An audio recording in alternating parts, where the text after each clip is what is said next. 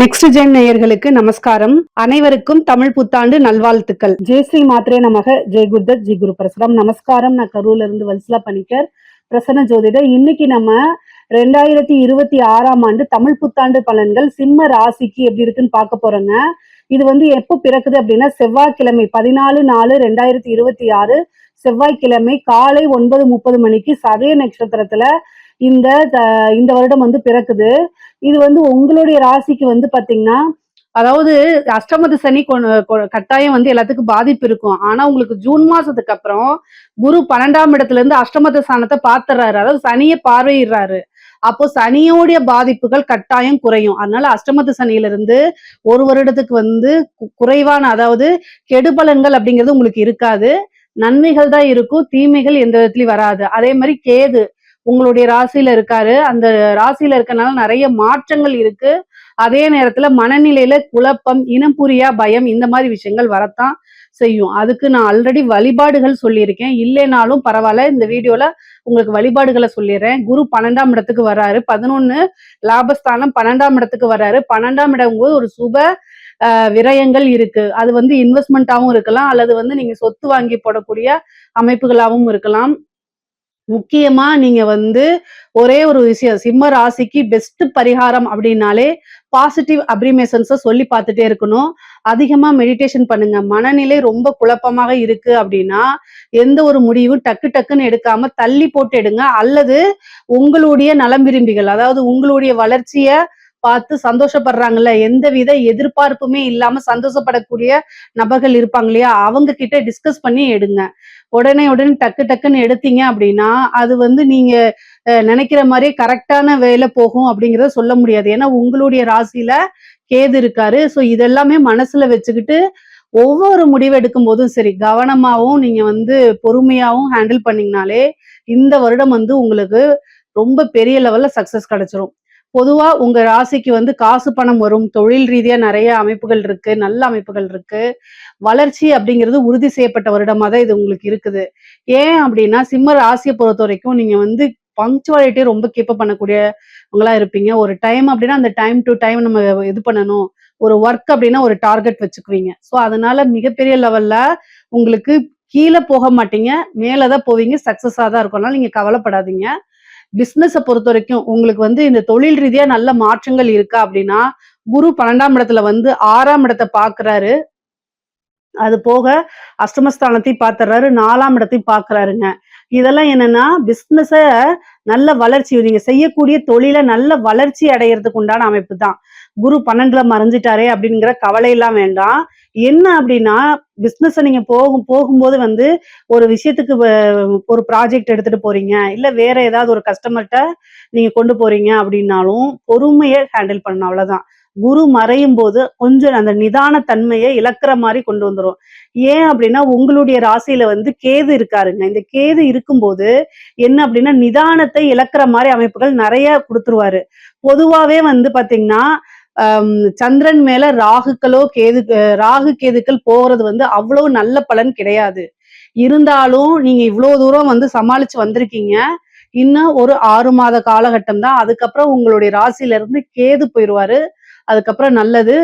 பொதுவா குரு உங்களுக்கு அதிசாரமா அக்டோபருக்கு மேல உங்களோட ராசிக்கு வரும்போது பல நன்மைகள், நீங்க எதிர்பார்க்காத ஒரு நன்மை, அதாவது விபரீத ராஜயோகம் சொல்லக்கூடிய அமைப்புகள் வருது உங்களுடைய ராசிக்கு. அதனால நிறைய நல்ல பலன்கள் இருக்கு. முக்கியமா பாத்தீங்கன்னா பொறுமையா ஹேண்டில் பண்ணணும். பிசினஸ் பொறுத்த வரைக்கும் நல்ல அமைப்புகள் இருக்குங்க. மிகப்பெரிய லெவல்ல வளர்ச்சி திடீர்னு ஒரு மாதம் 2 மாதத்துல எதிர்பார்த்திருக்கவே மாட்டீங்க. அது வரைக்கும் அப்படியே ரொம்ப ஸ்லோவா போயிட்டு இருக்கும். திடீர்னு அந்த குரு பலம் வருது இல்லைங்களா உங்களுக்கு, அந்த அக்டோபர் மாதம் அந்த டைம்ல பாத்தீங்கன்னா அக்டோபர், நவம்பர், டிசம்பர் இந்த காலகட்டங்கள்ல திடீர்னு ஒரு பெரிய ஆர்டர் கிடைக்கிறது, பெரிய லெவல்ல வருமானங்களை பாக்குறது, நல்ல லாபங்களை ஈட்டுறது, உற்பத்தி சார்ந்த தொழில்களுக்கு மிக பெரிய லெவல்ல பிரம்மாண்ட வளர்ச்சி அப்படின்னு சொல்லலாம். அது மட்டும் இல்லாம ஏற்றுமதி இறக்குமதி சார்ந்த தொழில்களும் திடீர்னு பூஸ்டப் ஆகும். அப்படியே டெட் ஸ்லோவா இருக்கும், திடீர்னு பூஸ்டப் ஆயிரும். அந்த மாதிரி அமைப்புகள்லாம் கண்டிப்பா இருக்கு. தொழிலை பொறுத்த வரைக்கும் உங்களுக்கு வளர்ச்சியானா கட்டாயம் வளர்ச்சி. குரு 6ஆம் இடத்தை பாக்குறாரு. ஒரு 2 மாத காலகட்டத்துக்கு பாத்தீங்கன்னா உங்க ராசியிலே வராரு. அது போக சனி அஷ்டமத்துல இருந்தாலும் கூட அவர் வந்து உங்களுக்கு 5ஆம் இடத்தை பார்க்கிறாரு. அதனால பெரிய லெவல்ல கெடுபலன்கள் உங்களுக்கு கிடையாது. அது போக உங்க ராசிக்கு நிவர்த்தி அதிபதியும் அவருதான். அதுக்கப்புறம் 10ஆம் இடத்தையும் பார்க்கிறாரு. தொழிலுக்காக கடுமையா நீங்க உழைக்கிற மாரி வரும். தொழிலுக்காக எந்நேரமும் இரவு பகல் பாராம கடுமையா உழைக்கிற மாரி வரும். இப்ப நீங்க எப்பவுமே ரொம்ப ஹார்ட் ஒர்க் போட்டுட்டு இருந்தாலும், இன்னும் கொஞ்சம் கூடுதலான ஒர்க் போடுற மாரி சிரத்தையா எடுத்து பண்ற மாரி தான் இருக்கும். ஆனா அது எல்லாமே வந்து பாத்தீங்கன்னா, உங்களுக்கு அனுகூலமா தான் மாறும். எல்லாமே ஆதாயத்துல தான் முடியும். அலைச்சல்கள பார்க்காதீங்க. ஒரு ஒர்க் இருந்துச்சுன்னா அத பெண்டிங் போடாதீங்க. இந்த மாரி விஷயங்கள்லாம் பார்த்துக்கிட்டே வாங்க. கட்டாயம் நல்ல லெவல்ல நீங்க டெவலப் ஆயிற முடியும். உத்தியோகத்துல இருக்கவங்களுக்கு நீங்க வந்து அஷ்டமத்து சனி இருக்கு. குருபலம் வந்து குறைவாக இருக்கு. 10வதுக்கு கேது உங்களுடைய ராசியில இருக்கு. மனநிலைய பாதிக்கிறதுக்கு என்னென்ன விஷயங்கள்லாம் பண்ண முடியுமோ, அத்தனையுமே பண்ணும் இந்த உத்தியோகத்துல இருக்கக்கூடியவங்களுக்கு. அது எந்த உத்தியோகமாக இருந்தாலும் சரி. நீங்க ஒரு டீச்சரா இருக்கலாம், இல்ல வேற ஏதாவது ஒரு பேங்க் ஸ்டாஃபா இருக்கலாம். என்ன மாரி ஏ டூ இசட் என்ன ஒர்க்கா இருந்தாலும் சரி. கூடுதல் பணிச்சுமை அதிகமாக இருக்கும். உங்களுக்கு வரக்கூடிய இன்கிரிமெண்ட்ட குடுக்கவே விடாது. எல்லாமே இந்த கேதுனால தான். நீங்க எல்லா பழியும் எடுத்து சனி மேல போடக்கூடாது. சனி வந்து நீங்க என்ன பண்றீங்களோ அதுக்குண்டான பிரதிபலன அப்படியே குடுத்துருவாரு. சோ அதனால எல்லா பழியுமே வந்து சனி மேல போடாம கேதுக்கு உண்டான பரிகாரத்த செஞ்சுக்கங்க. அவருக்கு வந்து என்னன்னா விநாயகர் வழிபாடு தான். உங்களுக்கு வந்து இந்த பலன் வந்து பாத்தீங்கன்னா எப்பவுமே கிடையாது. இன்னும் ஒரு 6 மாத காலகட்டங்கள் தான். அதுக்கப்புறம் வந்து பாத்தீங்கன்னா, உங்களுக்கு வந்து இந்த கேது வந்து பெயர்ச்சியாயி போயிடுச்சுன்னா, உங்க ராசியிலிருந்து எந்த பாதிப்புமே உங்களுக்கு இல்ல. மெயினா மெடிடேஷன் பண்ணுங்க. பாசிட்டிவா அப்ரிமேஷன் சொல்லி பாத்துக்கங்க. உங்களுடைய ஒர்க்ல கவனமா இருங்க. எந்த வேலையா இருந்தாலும் சரி, உத்தியோகத்துல இருக்கிறவங்க, நீங்க ஒரு சீஃப் அக்கவுண்டன்ட்டா இருக்கலாம். இல்ல ஒரு பேங்க்ல ஆபீசரா இருக்கலாம். இல்ல சாதாரண ஒரு ஐடி ஃபீல்டுல இதுல இருக்கலாம். எதுவா இருந்தாலும் சரிங்க. உங்களுடைய கவனக்குறைவுனால ஏதாவது பெரிய மிஸ்டேக் ஏற்படலாம். இல்லன்னா உங்களுக்கு தெரியாம உங்களுடைய நாலேட்ஜ் இல்லாம ஏதாவது தவறாக போர்ட்ரேட் பண்ணப்படலாம். உங்களோட கையெழுத்த வேற யாராவது இது பண்ணலாம். இல்ல ஐடி ஃபீல்டுல ஒர்க் பண்றீங்கன்னா, கம்ப்யூட்டர்ல உங்களோட இத ஹேக் பண்ணலாம். இந்த மாரி ஏதாவது ஒரு பிரச்சனை கொண்டு வரலாம். உத்தியோகத்துல அது உங்களுக்கு ஒரு பெரிய பிரஷரா மாறுறதுக்கு உண்டான வாய்ப்பு இருக்கு. ரொம்ப ரொம்ப கவனமாக இருக்கணுங்க. உத்தியோகத்துல இருக்கவங்க ரொம்ப கவனமா செயல்படுங்க. விநாயகர் வழிபாடு ஞாயிற்றுக்கிழமை யமகண்ட நேரத்துல பண்ணுங்க. அதுதான் உங்களுக்கு சக்சஸ பண்ணுங்க. அதே நீங்க வேலை தேடிட்டு இருக்கீங்க அப்படின்னா, கட்டாயம் வந்து கிடைச்சிரும். இந்த வருடம் வந்து பாத்தீங்கன்னா, உங்களுக்கு வந்து இந்த புரட்டாசி மாசம் ஆவணி மாசம், புரட்டாசி மாசம் சொல்லக்கூடிய அந்த மாசத்துல உங்களுக்கு கட்டாயம் வேலைங்கிறது கிடைக்கும். அதுவரைக்கும் நீங்க கிடைக்கிற வேலைக்கு போலாம். இல்லன்னா இன்னும் நீங்க பெஸ்ட்டா உங்களுடைய நாலேஜையும், திறமையும் வளர்த்துக்கலாம். படிச்சு முடிச்ச உடனேயே வேலை கிடைக்கும் அப்படிங்கிறது கிடையாது. ஆனா உங்களுக்கு வேலை கிடைக்கும். முக்கியமா வந்து பாத்தீங்கன்னா, ஒரு வெளிநாடு போகக்கூடிய அமைப்புகள்லாம் இருக்கு. அது உத்தியோக ரீதியாவா இருந்தாலும் சரி, அல்லது வந்து நீங்க பார்க்கக்கூடிய தொழில் ரீதியாக இருந்தாலும் சரி, படிப்பு ரீதியாவா இருந்தாலும் சரி. குரு வந்து 12ஆம் இடத்துக்கு வராரு. அது கூட வந்து அஷ்டமஸ்தானத்தையும் பார்க்கிறாரு, 4ஆம் இடத்தையும் பார்க்கிறாரு. அப்போ பயணங்கள் பண்ணணும். வெளியூரு, வெளிமாநிலம், வெளிநாடுகளுக்கு செல்லக்கூடிய அமைப்புகள் இருக்கு. அது தொழில் ரீதியாகவும் இருக்கலாம், உத்தியோக ரீதியாகவும் இருக்கலாம். சில பேருக்கு படிப்பு ரீதியாகவும் இருக்கலாம். அதனால அலைச்சல நீங்க பார்க்காதீங்க. அந்த அலைச்சல் எல்லாம் உங்களுக்கு ஆதாயமாவும், அனுகூலமாகவும் தான் மாறும். இந்த உத்தியோகத்துல இருக்கவங்களுக்கும், தொழில்ல இருக்கவங்களுக்கும் சில சிறப்பான பரிகாரங்கள் நான் சொல்லியிருக்கேன். அத நீங்க பண்ணுங்க. கட்டாயம் நல்லபடியாயிரும். அதே மாரி படிக்கக்கூடியவங்களுக்கு படிப்புல கட்டாயம் கவனம் தேவை. 4ஆம் இடத்த குரு பாக்குது. அது ஒரு நன்மைதான். ஆனாலும் உங்களுடைய ராசியில கேது இருக்கனால மறதிகள் வரும். அதனால ஹயக்ரீவர் வழிபாடு பண்ணுங்க. ஹயக்ரீவர் வழிபாடு, ஹயக்ரீவர் ஸ்லோகங்கள் சொல்லுங்க. சரஸ்வதி தேவி வழிபாடெல்லாம் பண்ணிக்கங்க. ஆனா உங்களுக்கு இந்த 10th முடிச்சுட்டு +2ல என்ன குரூப் எடுக்கிறது? +2 முடிச்சுட்டு அடுத்தது ஹையர் ஸ்டடீஸ்க்கு என்ன போறது? அப்படின்னு கன்ஃப்யூஸ் வரும். சோ அதனால என்னன்னா ஒருத்தருக்கு 2 தடவ வந்து பாத்தீங்கன்னா 2 பேத்த 3 பேத்த ஆலோசனை கேளுங்க. நெறைய விஷயங்கள தெரிஞ்சுக்கங்க. அதுக்கப்புறம் ஒரு கிளியரா போங்க. உங்களுக்கு நீங்களே சொல்லி பாத்துக்கங்க. அல்லது வந்து உங்க பேரண்ட்ஸ் கிட்டயோ பேரண்ட்ஸ்க்கு நாலேட்ஜ் இல்ல அப்படின்னா உங்களுக்குன்னு ஒரு வெல்விஷர் இருப்பாங்கல்ல, அவங்க கிட்ட கேட்டு தெரிஞ்சுக்கங்க. அடுத்தது என்ன கோர்ஸ் போலாம் அப்படின்னு. ஆனா நீங்க படிச்சு ஒரு நல்ல ரேங்க்ல தான் வெளில வருவீங்க. ஸ்கூல் படிப்புல ஒரு நல்ல ரேங்க்ல, காலேஜ் படிப்புலயும் வந்து ஒரு நல்ல ரேங்க்ல தான் வரக்கூடிய அமைப்புகள் இருக்கு. அதனால படிக்கக்கூடிய குழந்தைங்களுக்கு இந்த முக்கியமா வந்து பாத்தீங்கன்னா, குருபலம் வந்து பாத்தீங்கன்னா மறையுது 4ஆம் இடத்துல பாக்குது. அது நல்ல அமைப்புக்கு தான். அதுல வந்துரும். ஆனா இந்த கேது இருக்கிற வரைக்கும் டைவர்ட் பண்ணி விட்டுக்கிட்டே இருக்கும். எப்படி அப்படின்னா, புக் எடுத்தா நம்ம செல்போன்ல தானே இந்த இந்த காலகட்டத்துல எல்லாம் வந்து படிக்கிறது, ஹோம் ஒர்க்கு எல்லாமே பிடிஎஃபா தான் அனுப்பி விடுறாங்க. அப்ப என்ன பண்ணுவோம் அப்படின்னா, அத பார்ப்போம். அப்புறம் திடீர்னு வாட்ஸ்அப் போவோம். அப்ப அதுலருந்து அந்த லிங்க்ல இருந்து இன்ஸ்டா போவோம். இந்த மாரி தான் நீங்க டைவர்ட் ஆயி போவீங்க. அப்போ மைண்ட் செட்டப் பண்ணிக்கணும். உங்களுக்கு ஃபர்ஸ்ட் நீங்க படிக்கிறதுக்கு உட்காரும் போதே, நம்ம இன்னைக்கு இததான் பண்ணணும். இந்த டைம்க்குள்ள இத படிச்சு முடிச்சிடணும். இந்த டைம்க்குள்ள இத எழுதி முடிச்சிடணுங்கிற இத என்ன செய்யணும்? உத்வேகத்தோட உட்காரணும். உங்களுக்கு நீங்களே வந்து டார்கெட்ட ஃபிக்ஸ் பண்ணிட்டு உட்காரல அப்படின்னா, உங்களுடைய இலக்கை கட்டாயம் அடைய முடியாது. சிம்ம ராசியில இருக்கக்கூடிய பேரண்ட்ஸ், உங்க குழந்தைங்க சிம்ம ராசி அப்படின்னா, அந்த பேரண்ட்ஸ் வந்து கட்டாயம் வழி நடத்தணும். ஏற்கனவே அவங்களுக்கு நேரங்காலம் சரியில்ல. இன்னும் நீங்க திட்டக்கூடாது. அன்பால சொல்லி என்ன செய்யணும்? வழி நடத்தணும். வேற ஏதாவது பாக்குறாங்க அப்படின்னா, பொறுமையா ஹேண்டில் பண்ண பழகிக்கங்க. இந்த காலகட்டத்துல அதிகமா நீங்க திட்டினீங்க அப்படின்னா, அவங்க வேற வேற படிச்சாலும் இன்னும் படிக்கலைனாலும் இதே தான் சொல்றாங்க. அதுக்கு நம்மளோட இஷ்டத்துக்கே இருந்துருவான்னு சொல்லிருவாங்க. அதனால பொறுமையா ஒவ்வொரு விஷயத்தையும் புரியிற மாரி எடுத்து சொல்லுங்க. கட்டாயம் மாறிருவாங்க. சிம்ம ராசியில இருக்கக்கூடிய பெண்களுக்கு ரொம்ப ரொம்ப அற்புதமா இருக்குங்க. என்ன அப்படின்னா, நீங்க பேசக்கூடிய வார்த்தைகள்ல கவனமாக இருக்கணும். ஏன் அப்படின்னா, சனி 2ஆம் இடத்த பாக்குது. அற்புதமா இருக்குன்னு சொல்லிட்டு இப்படி சொல்றேனேன்னு நினைக்காதீங்க. பொறுமையா ஹேண்டில் பண்ணணும். முக்கியமா மகர நட்சத்திரக்காரங்க, சிம்ம ராசியில இருக்கக்கூடிய மகர நட்சத்திரக்காரங்களுக்கு வந்து பாத்தீங்கன்னா, அதாவது 2ஆம் இடத்த சனி பாக்குது. அப்போ பேசக்கூடிய வார்த்தைகள்ல கவனமா இருக்கணும். நம்ம பேசக்கூடிய விஷயங்கள் அடுத்தவங்களுடைய, அது உங்க கணவராக இருந்தாலும் சரி, ரிலேஷனா இருந்தாலும் சரி, ஃப்ரெண்ட்ஸா இருந்தாலும் சரி, வேலைக்காரங்களா இருந்தாலும் சரி, எந்த கேட்டகரியா இருந்தாலும் சரி, அவங்க கிட்ட யோசிக்காம பேசாதீங்க இந்த வருடம். யோசிக்காம பேசுனீங்க அப்படின்னா, அது ஒரு பெரிய சண்டையா மாறுறதுக்கு வாய்ப்புகள் இருக்கு. அதே மாரி குடும்ப நபர்கள் புரிந்து கொள்ளாம சண்டை போடுறதுக்கு உண்டான வாய்ப்பு இருக்கு. அதுக்கு அடுத்தது வந்து குடும்பத்துல வந்து ஏதாவது சங்கடங்கள் இருக்கும். அது உங்களுக்கு மன இறுக்கத்தையும், மன கஷ்டத்தையும் குடுக்கறதுக்கு வாய்ப்புகள் இருக்கு. ஏன்னா, கிரக சூழ்நிலைகள் மனச அதிகமா பாதிக்கிற மாரி தான் இருக்கு. இது வந்து பொதுவா நான் என்ன சொல்றேன் அப்டின்னா, அட்ஜஸ்ட்மென்ட் அப்படிங்கக்கூடிய ஒரு விஷயத்த நீங்க கடந்து வந்து தான் ஆகணும். அத நீங்க வந்து வேற வழி கிடையாது. உங்களை திட்டுவாங்க. அது மனசு கஷ்டமா இருக்கும். வேற வழி கிடையாது. நீங்க உங்க ஃபேமிலிக்காக, உங்க கணவருக்காக, குழந்தைங்களுக்காக வாழ்ந்து தான் ஆகணும். அதனால க கெட்ட விஷயங்கள் எல்லாத்தையும் கிராஸ் பண்ணி வ வ வந்து பழகிக்கங்க. பொதுவாவே நீங்க என்னைய வந்து என்ன நெனச்சாலும் சரி, சிம்ம ராசியில மக நட்சத்திரக்காரங்களுக்கு அதாவது அட்ஜஸ்ட்மென்ட் அப்படிங்கக்கூடிய இது வந்து ரொம்ப ரொம்ப குறைவு. அட்ஜஸ்ட் பண்ணி போமாட்டாங்க. தான் சொல்றது தான் நடக்கணும்னு நினைப்பாங்க. உங்களுடைய குவாலிட்டிஸ மாத்திக்கும் பட்சத்தில், கிரகங்களும் அதுக்கு தகுந்த மாரி வேலை செய்யும். 9 நவகிரகங்களும் வந்து அவங்கவங்களுக்கு ஒரே மாரி பாத்தீங்கன்னா, ஒரே டைம்ல ஒரே குழந்தைகள் பொறந்தாலும் வேற வேற மாரி பலன்கள் இருக்கிறதுக்கு காரணம் என்னன்னா, கிரகங்கள் நம்மளுடைய எண்ண ஓட்டத்துக்கு தகுந்த மாரி தான் என்ன செய்யும்? வேலை செய்யும். ஓகேங்களா? அதே மாதிரி நமக்கு எது இஷ்டமோ, நமக்கு எது பிடிக்குமோ, அதுல தான் அது கை வைக்கும். ஏன்னா ஒருத்தருக்கு ஹெல்த் இஷ்யூ, ஒருத்தர் வந்து நெனைக்கிறாரு, நான் பரிபூரணமா நல்ல ஆரோக்கியமா இருந்தா போதும்னு நெனைக்கிறாரு. அத மட்டும் அந்த கிரகம் குடுக்காது. அதே மாரி வந்து எனக்கு சொத்து மட்டும் வேணும், ஆரோக்கியம் எப்படியே இருந்து போதும் அப்படின்னு ஒருத்தர் நெனைக்கிறாருன்னா, சொத்து பத்து அப்படிங்கிறத குடுக்காது, ஆரோக்கியத்த குடுத்துரும். இது மாரி அவங்கவங்களுடைய எண்ணங்களுக்கு தான் மாத்தி வேலை செய்யும். எங்க அடிச்சா எங்க வலிக்கும் அப்படின்னு நம்மளை விட கிரகங்களுக்கு நல்லா தெரியும். சோ அதனால ஒரே ஒரு விஷயம், இந்த காலகட்டத்துல ஈகோ பாக்காதீங்க. க பெற்றோர்கள்ட்டயா இருந்தாலும் சரி, கணவர்கள்கிட்டயா இருந்தாலும் சரி, அனுசரிச்சு போக பழகிக்கங்க. அதுதான் ரொம்ப நல்லது.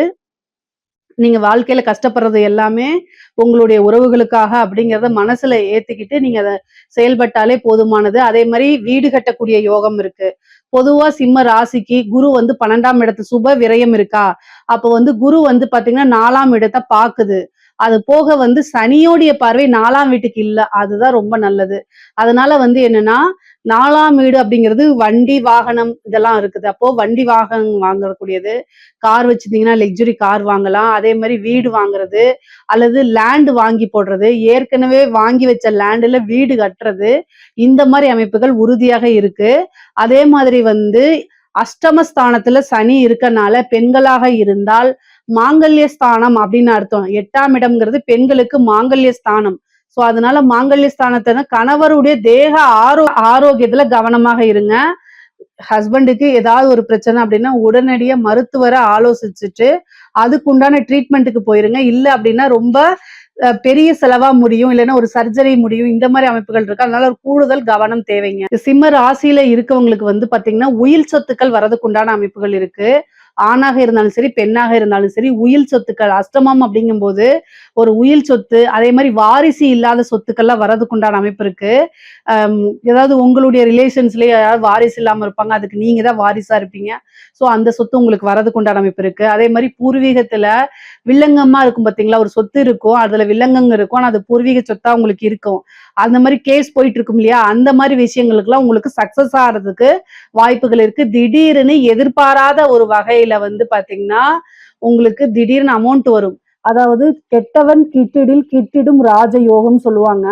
அது மாதிரிதான் உங்களுக்கு சனி அஷ்டமத்துல இருந்து 2ஆம் இடத்தை பாக்குறதுனால என்ன ஆகும் அப்படின்னா திடீர்னு ஒரு விபரீத ராஜயோகம் பெரிய லெவல்ல இன்கம் அப்படிங்கிறது வரும்.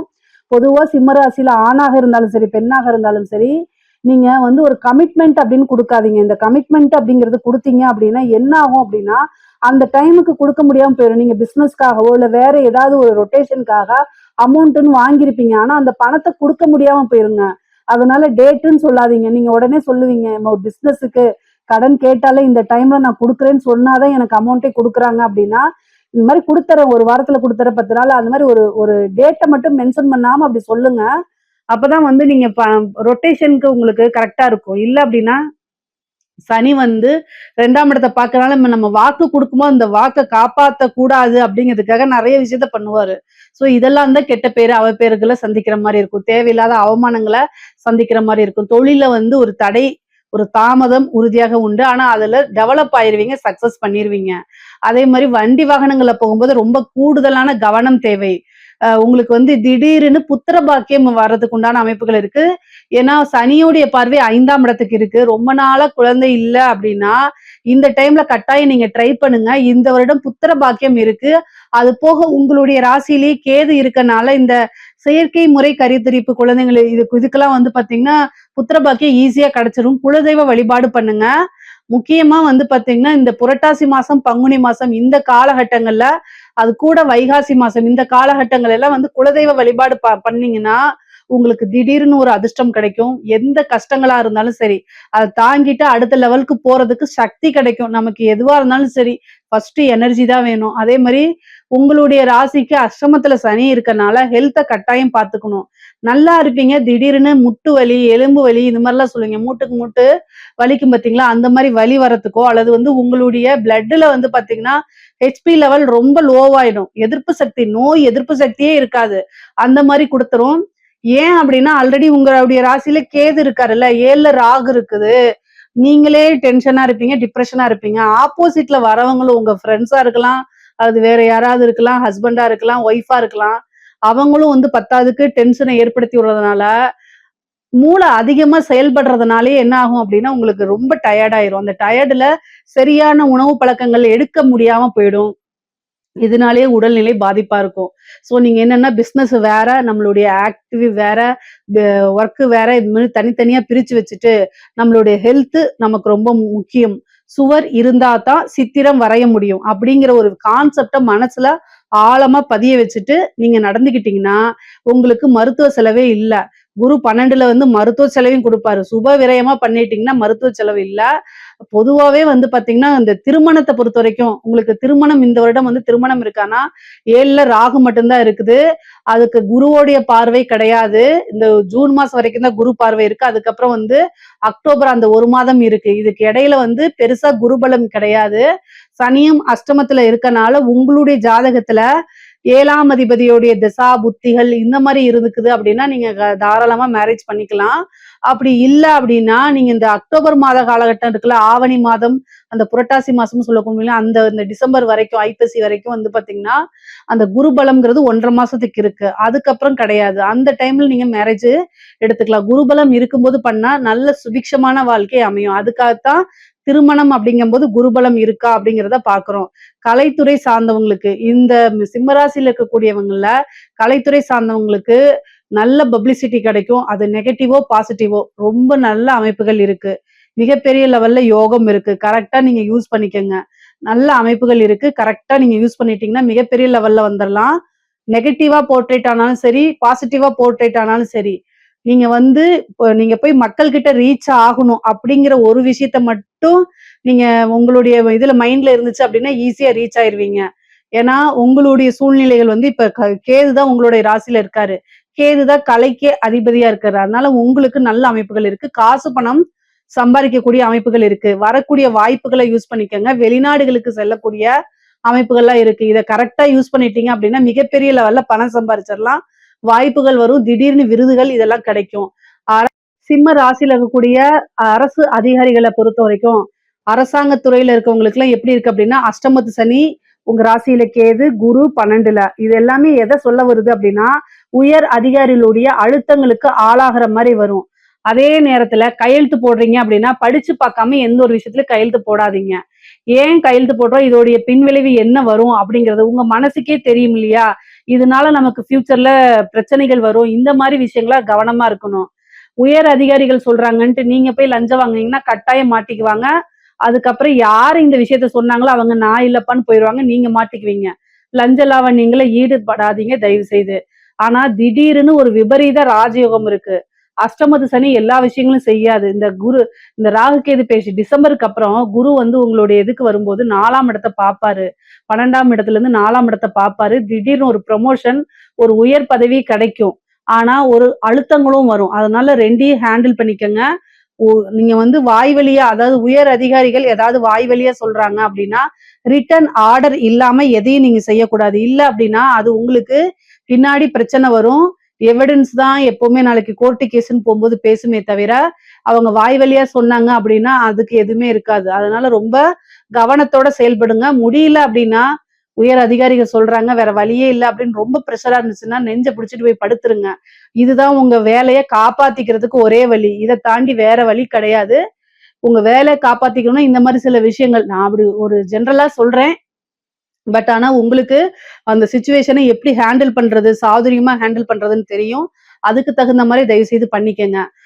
இது அரசியல்வாதிகளுக்கு, சிம்ம ராசியில இருக்கக்கூடிய அரசியல்வாதிகளுக்கு வந்து பெரிய லெவல்ல வந்து வெற்றி வாய்ப்பு அப்படிங்கிறது கிடையாதுங்க. உங்களுக்கு அ தெரிஞ்ச ஜோசியரோ அல்லது ஆன்மீக குருவோ இருந்தா, அவங்க கிட்ட ஆசீர்வாதம் வாங்கிக்கங்க. பொதுவா அஷ்டமத்து சனி வந்து கெட்ட பேர, நீங்க பேசக்கூடிய விஷயங்கள், இது எல்லாத்தையும் தப்பா தான் வெளியில கொண்டு வரும். உங்களுக்குன்னு வந்து மீடியா சப்போர்ட் பெருசா இருக்காது. அப்படி இருந்தாலும் அதிருப்தியா இருக்கும். அதே மாரி கட்சி சப்போர்ட் பெருசா இருக்காது. இந்த எலக்ஷன்ஸ் இந்த மாரி இதெல்லாம் நீங்க வந்து நின்னு ஜெயிக்க முடியுமான்னு கேட்டா, அதுக்கு வாய்ப்புகள் ரொம்ப குறைவு. உங்களுக்கு என்ன திசாபுத்தி ஓடுதுங்கிறதெல்லாம் மென்ஷன் பண்ணுங்க. நான் பரிகாரம் வேணா சொல்றேன் உங்களுக்கு. ஆனா ஒரே ஒரு விஷயம், அரசியல்வாதிகள் அரசியல்ல இந்த வாட்டி ஜெயிக்க முடியுமான்னு கேட்டா, உங்களுக்கு வந்து ராசியில கேது இருக்கு. அதே மாரி அஷ்டமத்துல சனி இருக்கு. குரு பலமும் இல்ல. சோ அதனால பெரிய லெவல்ல நீங்க வின் பண்ணி வர முடியாது. அப்படியே வின் பண்ணாலும், உங்களுடைய கட்சி மேலிடத்துல இருந்தா தானே உங்களுக்கு பவரு. ஆப்போசிட் கட்சி வந்துருச்சுன்னு வச்சுக்கோங்களேன், ஜெயிச்சிருச்சுன்னு வச்சுக்கோங்க, உங்களுக்கு எப்படி பவரு? அதனால நீங்க எலக்ஷன்ல ஜெயிச்சாலும், இந்த பரிகாரங்கள் இதெல்லாம் செஞ்சு ஜெயிச்சாலும் பெரிய லெவல்ல உங்களுக்கு வந்து ஆளுமை அப்படிங்கிறது இந்த வருடம் கொஞ்சம் குறைவா தான் இருக்கு. அரசியல்வாதிகளுக்கு அவ்வளோ பெரிய சோபிதமாக இல்ல. இதெல்லாம் தாண்டி நீங்க ஜெயிக்கணும், நல்ல பவர் வரணும் அப்படின்னா, அதுக்குண்டான யாகங்கள், பூஜைகள், வேள்விகள்லாம் பண்ணிக்கங்க. அதுதான் ரொம்ப ரொம்ப நல்லது.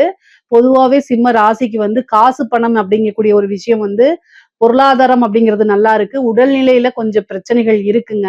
தாய் தந்தையருடைய தேக ஆரோக்கியத்துல ரொம்ப கவனமாக இருக்கணும். குரு 12ஆம் இடத்துல இருந்து 4ஆம் இடத்த பார்க்கறதுனால தாய் வழி சொத்துக்கள் வரும். சேம் டைம் தாயாருக்கு மருத்துவ கண்டம், மருத்துவ செலவெல்லாம் இருக்கு. நீங்க ரொம்ப ரொம்ப கவனமா இருக்கணும்.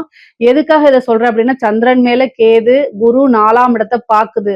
அதே மாரி அஷ்டமத்துல வந்து சனி 10ஆம் இடத்த பாக்குது. அஷ்டமத்துல சனி 10ஆம் இடத்த, கர்மஸ்தானத்த பாக்குது. ஒரு கர்மம் செய்யக்கூடிய அமைப்புகள்லாம் இருக்குது. அதனால பொருளாதார நிலை நல்லா இருக்கு. ஆனா அதே நேரத்துல உறவுகளுடைய நிலையும், அதே மாரி ஹெல்த் நிலையும் வந்து ரொம்ப ரொம்ப சுமாரா தான் இருக்கு. ஸோ இந்த விஷயங்கள ரொம்ப பக்குவமா ஹேண்டில் பண்ணிட்டீங்கனாலே, இந்த வருடம் வந்து உங்களுக்கு ஒரு அற்புதமான வருடமா மாறிரும். இதுல ஏதாவது சந்தேகங்கள் இருக்கு அப்படின்னா கமெண்ட்ஸ்ல கேளுங்க. கட்டாயம் நான் ஆன்சர் பண்றேன். நம்மளுடைய சேனல லைக் பண்ணுங்க, ஷேர் பண்ணுங்க, சப்ஸ்கிரைப் பண்ணுங்க. நன்றி, வணக்கம்.